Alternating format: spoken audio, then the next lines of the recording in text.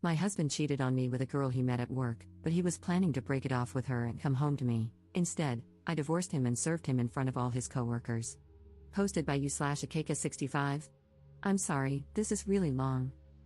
Backstory: I, 59F, was married to my now ex, 57M, we'll call him Ed, for 10 years, together for 13, but originally met him 40 years ago as teenagers.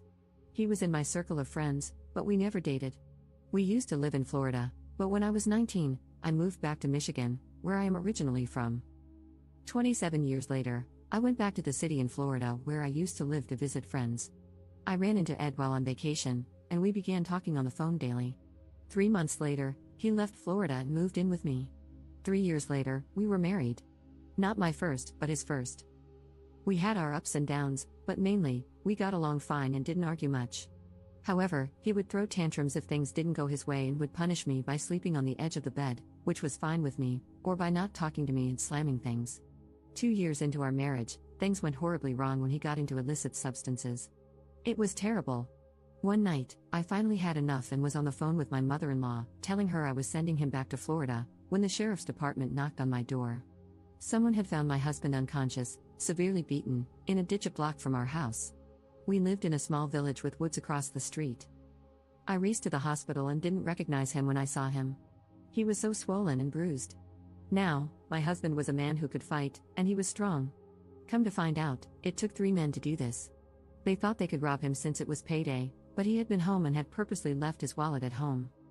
I sat with him 24/7 while he was in neuro/trauma ICU. I slept on a couch in his room, prayed over him, bathed him, and took care of him even after he came home. This actually saved his life. He got clean and went back to work full-time, always putting me and my grandson first before his own needs. He went to work and came home, that was it. 4 years later, I finished my education and became an ordained priest. I have been the pastor at my church ever since. At first, he didn't mind, but then he would say things like, "I didn't sign up for this," even though I never pushed church on him. I knew he believed in God and prayed daily. I would invite him to Christmas and Easter services, and he also came when I was ordained and when my grandson, who calls him Grandpa, was baptized. For several years, things were really good. Then, suddenly, he began coming home from work, showering, changing clothes, and leaving. At first, he said it was to watch whatever sports were playing on TV because we didn't have live TV. Then he told me he'd be back whenever he got back.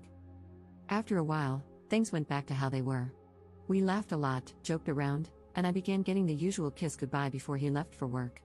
One night, he had done his laundry like he always did, and I talked to him while he was folding it. He never wanted me to do his laundry, so that wasn't new. We ended the night laughing as he tried on old clothes. The next morning, I woke up and went out to the living room to ask what time he had to be at work, but he was gone. I assumed he had to be there early. I walked back into the bedroom and saw his keys on the bed, which made me wonder why he would walk to work on such a cold day. It was December 1st. I started leaving the bedroom again and noticed his laundry basket was missing. I went to the laundry room, and it wasn't there. I went back into the bedroom and saw that his closet was empty.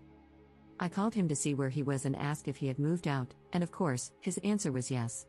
Come to find out, he had met a woman at his job who worked for one of those shopping apps where people buy and deliver groceries. He worked for a large grocery store chain. He had moved in with her. Over the next 6 months, he called almost daily and would say things like, "Our marriage will survive this, just give me time." He even told me he would be mad if I started dating. During one of our phone calls, he told me he wasn't happy with her and was going down to Florida to visit family. He said he wanted to come back to me when he returned to Michigan. The plan was this: he would pack things he couldn't live without but leave some things at his new girlfriend's house to make her think he was coming back to her. He planned on giving his 2-week notice while in Florida and looking for another job when he returned. By this time, I knew I didn't want him back. I found my self-worth again and had made new friends with neighbors once he was gone. Come to find out, nobody liked him. Even the women at the gas station across the street told me how he flirted with them when he came in. Even an elder at my church found out he was cheating but didn't tell me because she didn't want to hurt me. So, I went to the courthouse, got a divorce package, and filled out all the paperwork. Where I live, I was able to serve him myself. I decided that since he chose to end our marriage while working at the store, I would officially end it there. The day before he was supposed to fly to Florida, I made sure I looked really good, new hairstyle, makeup, and a gorgeous outfit. I went to his job, found him, and handed him the divorce papers. I told him he was wrong. Our marriage wasn't surviving this. You should have seen his face. He was actually upset, with tears in his eyes, and for a moment, I felt bad. Then I reminded myself of what he had done to me. He didn't just leave me in the middle of the night, he also stopped talking to and spending time with my grandson, who thought Grandpa was the greatest. He left me in a house I couldn't afford without him, and I would have been homeless if my church hadn't paid for an apartment. He told me women were stupid. He actually thought he could come home as if nothing had happened. That was one thing he said to me on the phone because I never brought up the past. Last week, 6 months after our divorce was final, my car was repossessed. When we were together, he got 2 loans, and I agreed to use my SUV as collateral because I never pictured my life without him. He stopped paying on his loans, so they took my car. I wasn't notified because they sent him the letters. They wanted me to pay off his loans to get it back.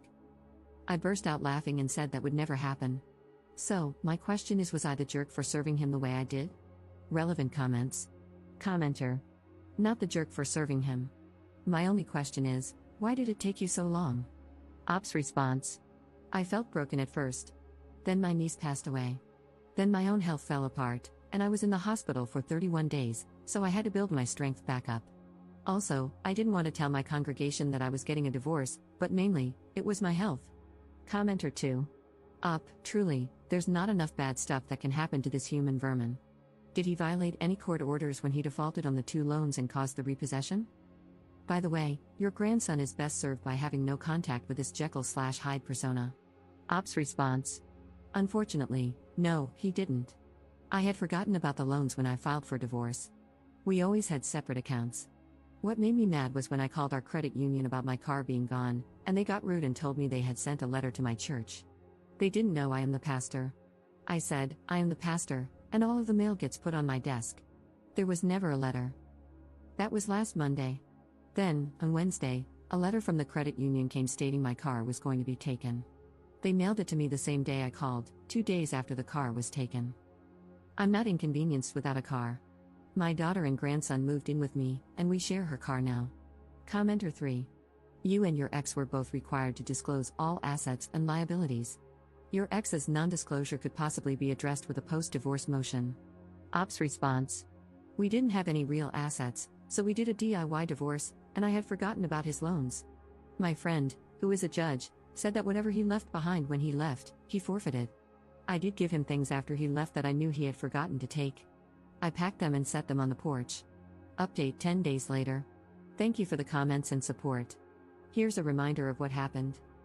My now ex-husband got a loan while we were married and used my car as collateral. A year later, he left me for someone he met at work. He kept telling me that our marriage would survive, just give him time.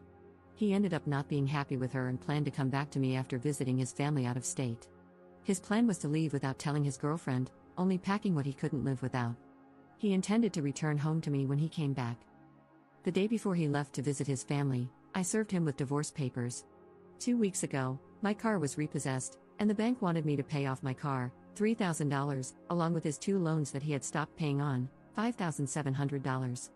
I was willing to pay off my car but told them I would never pay for his loans, and they refused. Here's what happened since my post. I found out where my car was being held, 2 cities away. When I visited their website, I discovered that it was also the location where they sell repossessed cars in an online auction. They hold it every Monday for 24 hours. I called and asked if I could retrieve my belongings, and they said yes. When I arrived, they had my things in a bag, including my license plate. I registered online, and this past Monday, I began bidding on my car. I ended up buying it for $2,700. When I showed up to get my car, the staff laughed and said I wasn't the first person to do this. I put my plate back on and drove home. Now, I know the bank can still come after me for the balance, but I honestly don't care if it hits my credit report. I don't use credit cards, and in October, my daughter closed on a brand new house. I have no other bills except for my cell phone and utilities. I'm now living with her and my grandson. I was lucky enough to have enough time in to retire when my muscular dystrophy began causing more health issues, and that money goes to my other bank. My mother-in-law was happy to give me my ex's new address so I can sue him for my half of our income tax return that he kept last year. She's even having us, me, my daughter, and my grandson, stay with her when we visit Florida during my grandson's spring break. She's still calling Ed's girlfriend Teresa, Trina, Tracy, everything except her actual name, which does start with the letter T. I love this woman.